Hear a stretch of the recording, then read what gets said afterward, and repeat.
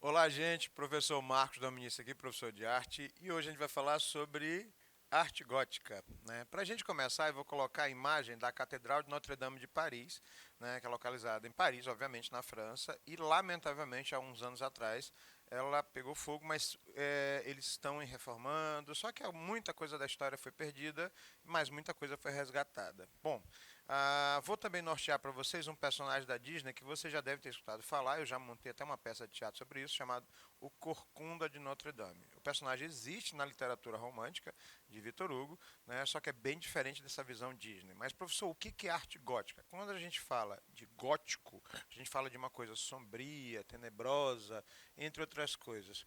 Bom, esse termo é um termo pejorativo, é um apelido, né? Não é um termo que foi utilizado durante a Idade Média. Idade Média, sim. Vamos só fazer aquela linha rápida do tempo para vocês tentarem nortear essa ideia do que é o gótico. Então, início da Idade Média, final da Idade Média, finalzinho dos gregos e romanos e depois o período que você chama de Renascimento. Esse período aqui todinho, mais ou menos uns 1000 anos, isso não precisa ser tão exato, a gente chama de Idade Média. Da metade para o início, a gente pode dizer que houve e aconteceu arte românica. Essa aula já está na plataforma, pesquisem aí. Da metade para o final da Idade Média, o período de transição para o Renascimento, a gente tem a arte gótica. Isso do lado romano ocidental. Então, a Idade Média toda foi arte religiosa. Deu para finalizar? E ainda tem do lado romano oriental, que nós já falamos sobre isso também, um estilo chamado arte bizantina, que vale muito a pena e a aula já está na plataforma, corram atrás. Bom, a arte das catedrais. Catedrais. Catedrais são igrejas gigantescas, tipo a Notre-Dame de Paris, que foram construídas para garantir o seguinte conceito: quanto mais alta essa igreja fosse, mais perto de Deus as pessoas estariam. E aí, esse estilo das catedrais, ela começa no estilo românico, mas o nome catedral vai estar diretamente associado ao estilo gótico, apesar de você ter catedrais românicas, certo? Então, catedral mais gótica. Tem catedrais românicas? Tem, mas o gótico pesa. Professor, o que é o gótico? Ostentação e principalmente uma relação muito grande com o que eu quero fazer e o que a igreja não permite que eu faça. Essa aqui é a Catedral de Canterbury, na Inglaterra. Do piso até o teto, que a gente chama de pé direito, ela alcança, por aí brincando, 40 metros, 45 metros de altura. Gente, 40 metros de altura, 45 metros de altura, é quase um prédio de 15 andares. Vocês têm noção do que é isso? É muito alto. Ou melhor, elas são muito altas. Por isso é que são chamadas de escadas para o céu. Quanto mais alta fosse a catedral, mais perto de Deus você estaria. E se você estivesse dentro da igreja, você estava salvo. Porque do lado de fora, o capeta, o demônio, o capiroto, o coisa ruim ia lá e te levava. O conceito era bem simples. Vai para a igreja, senão tu não te salva. Simples. Você tem três fases do gótico: o gótico primitivo, o gótico pleno e o gótico tardio. O primitivo é a prévia, ali já pela arte românica. Por causa disso é que as igrejas românicas são chamadas de protogóticas ou primitivas, que tem também o nome de catedrais. O gótico pleno, que são as mais porretas igrejas, mais pomposas, que é o caso dessa aqui e da Notre-Dame de Paris que eu falei, e o gótico tardio, que já vai para o século XIV, já vai entrando ali no Renascimento, já vai modificando e ela torna-se mais simples, né, bem mais fácil. Olha, eu não preciso nem falar de uma igreja dessa, porque só a imagem já pesa. Olha que coisa maravilhosa. Essa aqui é a Catedral de Milão. Uma, duas, três, quatro, cinco portas de entrada, o que era raro acontecer. Janela, janela, torre, torre, detalhe, escultura, escultura, escultura. Eu falei escultura? Escultura, detalhe. Agora faz sentido eu explicar isso agora. Gótico é um apelido. Gótico significa que é referente aos godos, os bárbaros do início da Idade Média, que eram tão feios, considerados tão grotescos, né, que só podiam ser bárbaros. E aí, no Renascimento, já no século XVI, alguém olhou essas igrejas e comparou as igrejas que foram consideradas feias aos bárbaros, eram tão feias que só podiam ter sido construídas pelos godos, daí o nome gótico. Agora dá para entender. Resultado da situação, o nome pegou e ficou como um nome menos pejorativo atualmente. Bom, o que chama a atenção da arte gótica? A arquitetura da arte gótica é, sobretudo, uma das mais fabulosas. Gente, é uma coisa absurda, porque você construir uma igreja na Idade Média que chegue até 40 metros de altura é uma coisa. E outra coisa, sem ferro, sem prédio, sem estrutura, só pedra encaixada em pedra. Vocês estão entendendo o que eu estou falando? É um sistema de física básico, é um negócio absurdamente fabuloso, construído na Idade Média. Professor, quanto tempo demorava para construir uma igreja dessa? Enfim, melhor deixar quieto. Abóbadas. O que são abóbadas? São tetos, coberturas.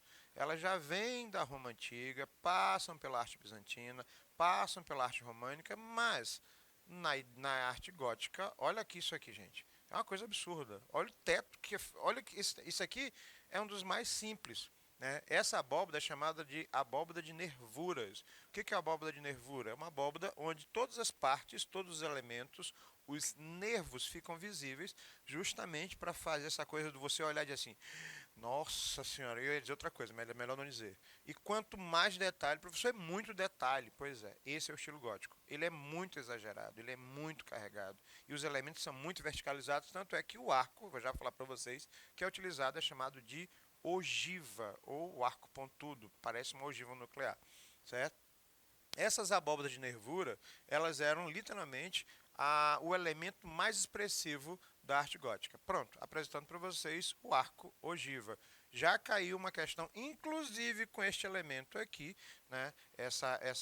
Esse desenho feito com pedras, isso aqui era esculpido em pedra, na prova do Enem. O arco ogiva é esse arco aqui, gente, pontudinho.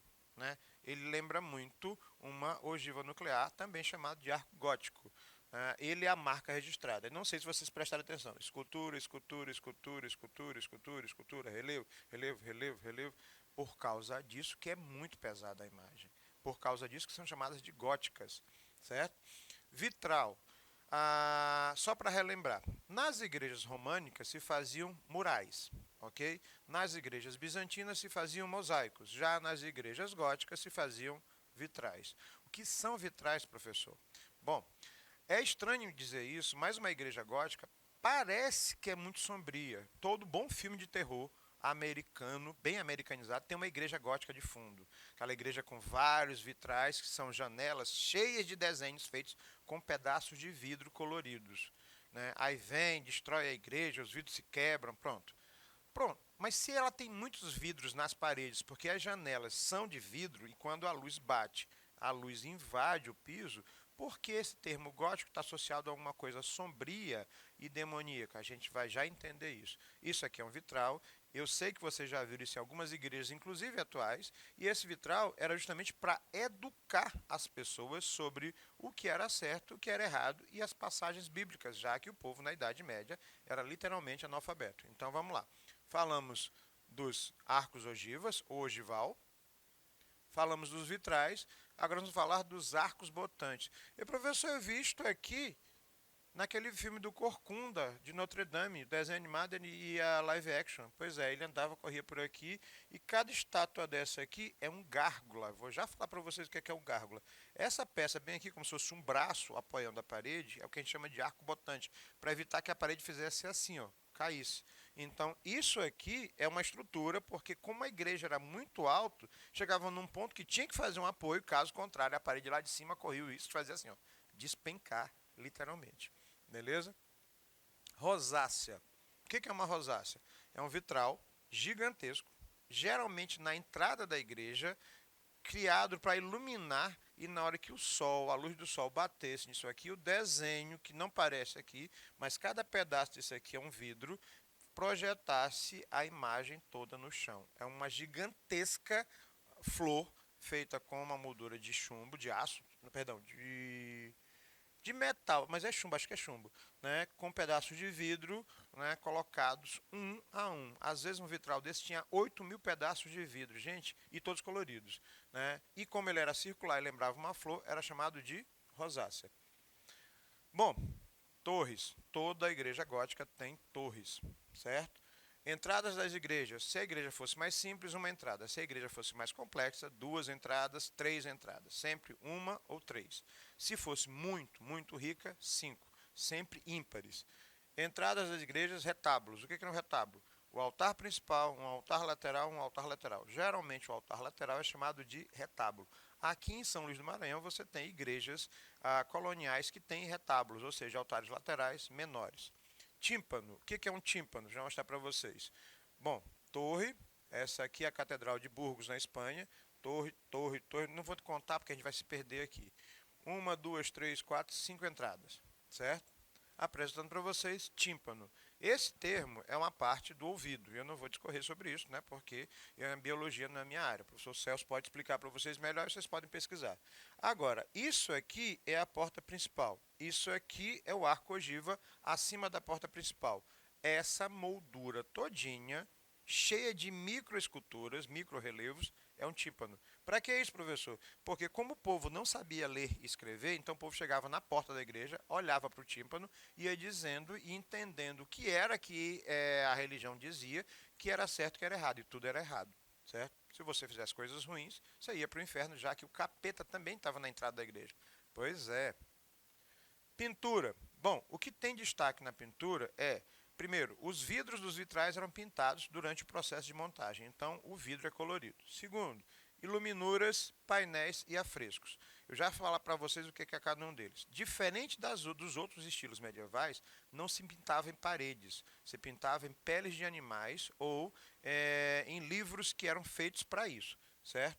Realismo, expressão, emotividade, entre outras coisas. A pintura, no caso da arte gótica, ela vai ser chamada também de pré-renascentista. Por isso que você tem isso aqui. Caramba, professor, pois é. A pintura gótica, na verdade, ela é a base do que vai ser a pintura renascentista. Então a gente pode dizer que a pintura do Renascimento em si não surge no Renascimento, e sim um pouco antes, que é no estilo gótico. Essa pintura, no caso, ela é hiperrealista. Né? Por quê? Porque nessa época, alguns artistas que não eram italianos inventaram técnicas, descobriram técnicas, e uma delas foi a tinta a óleo em cima de placas de madeira. Por causa disso, é que as pessoas pagavam e pagavam caro para ter seus quadros. Esse aqui é o caso Arnolfini, do Jan van Eyck. E aí vem contando uma história. O que me chama a atenção nesse quadro, gente, isso aqui foi feito na Idade Média. Isso aqui é uma representação em pintura de bronze de um espelho, ou seja, a família era muito rica e ela estava esperando o bebê. Bom, você tem figuras que são extremamente importantes da pintura pré-renascentista ou pintura gótica, que são os irmãos Hubert e Van Eyck. Quem são eles? Os dois eram belgas e holandeses, perdão, da região ali, e eles inventaram não só a pintura a óleo, mas fizeram várias pinturas religiosas. E, professor, eu já vi isso aqui numa Bíblia. Parece, pois é. As imagens que a gente tem religiosas desse período justamente são feitas por pintores do final do estilo gótico, pré-renascentista no caso, do estilo renascentista e o que vem depois, que é o estilo barroco. Isso aqui é um retábulo, é um altar pequeno que uma pessoa muito rica pagava para ter em casa. Olha o nível de sofisticação. Próximo, né, Nossa Senhora do Cônego, do Jan van Eyck. Gente, é um nível de hiperrealismo, eu fico impressionado com isso aqui. Olha a túnica do padre. Você percebe o veludo, percebe os detalhes a ouro. É um negócio fabuloso. Isso feito com pintura que ele desenvolveu na época. Giotto Bondini, né, Bondoni, perdão. Ele trabalha com o conceito de perspectiva e a obra dele é bem medieval. Por quê? Porque parece que o fundo não existe e você ainda tem uma perspectiva meio deformada. A apresentação da Veja no Templo, do Giotto. Né? E por último, um pintor chamado Cimabue, ou Ceni de Pepo, chamado Cimabue. O interessante é que eu vou mostrar uma obra aqui de um fato específico que aconteceu com esse pintor mais recentemente, ou melhor, com uma obra desse pintor recentemente. Essa obra bem aqui, né, a Santa, né, perdão, cadê? Cristo ridicularizado. Uma senhora tinha não, brincadeira, isso é sério. Uma senhora tinha esse quadro, isso foi recente, deixa eu ver quando foi, uns 2 ou 3 anos atrás. Tinha esse quadro na cozinha dela. E o quadro, durante séculos, eu estou falando séculos, começou a pegar a fumaça da cozinha, tal, até que por nada ela resolveu reformar a cozinha e tirou o quadro. E o quadro estava lá há muito tempo. Aí alguém achou o quadro interessante e foram avaliar e descobriram que o quadro era pintado pelo Cimabue na Idade Média. O quadro foi avaliado em 6 milhões de euros e foi vendido, leiloado por 24 milhões, e a mulher tinha uma obra da Idade Média, de um pintor medieval, pré-renascentista, Cimabue, né? E ela não tinha noção disso. Lógico, o dinheiro agora é dela, mas é uma coisa interessante. O professor parece muito com aquelas obras que a gente vê em Bíblias ou fatos religiosos. Pois é a característica mais predominante. Detalhes a ouro, figuras sem muita anatomia, mas que vão dar a prévia do que vai ser a pintura renascentista. Quando a gente fala de escultura, é um capítulo à parte. A escultura ela é associada diretamente com a pintura, com a arquitetura do estilo gótico. Essa escultura tem locais e temas específicos. Onde? Nos relevos dos tímpanos, que é aquela moldura da porta. Quais são os temas? Gárgulas, rainhas, anjos, santos, cavaleiros medievais. Deixa eu mostrar para vocês. Pronto. Alguém prestou atenção que a escultura é mais alongada, que ela é mais esticada? Como o conceito da igreja é a verticalização, as esculturas seguem a mesma situação. Um anjo com a trombeta, uma rainha com o cálice. Onde essas esculturas estão? Nas fachadas das igrejas góticas. Quantas esculturas você tinha em média, por exemplo, numa fachada de uma igreja? Gente, às vezes chegava até 10 mil esculturas, relevos, espalhados. Você sabe o que é isso? 10 mil esculturas espalhadas na frente de uma igreja, por causa disso que os renascentistas achavam as igrejas góticas horríveis. Né? Bom, eles achavam, né? Epa, professor, isso aqui não é um capeta? Pois é. Os demônios eram esculpidos nas entradas das igrejas, nos tímpanos das portas de entrada, para você saber o que aconteceria, né, o demônio levando as almas para o inferno. Se você não fizesse coisas boas, não seguisse o que a igreja determinava. Estava bem nítido. Então o objetivo dessas esculturas era educativo, pedagógico. Né? Faz coisa errada para tu ver. Iluminuras. Isso aqui não lembra aquele filme do Shrek, né? Do reino tão distante? Pois é, isso aqui é um monograma. Isto aqui é uma página de um livro medieval chamado de Iluminura, porque o objetivo era iluminar sobre a palavra divina. Era escrito, desenhado e pintado à mão. As capas eram feitas de ouro maciço, cheio de pedras preciosas, e as folhas eram em peles de animais chamados de velinos. E aqui, escrito e desenhado à mão por padres, ia-se colocando passagens bíblicas que eram convenientes para dizer para o povo o que estava certo e o que estava errado. Isso aqui é uma página de uma iluminura, aqui é a capa de uma delas, ou um retábulo também. Né? Pode ver que é uma folha de ouro que vai sendo batida, onde você tem micro pedras preciosas e muitos detalhes pintados.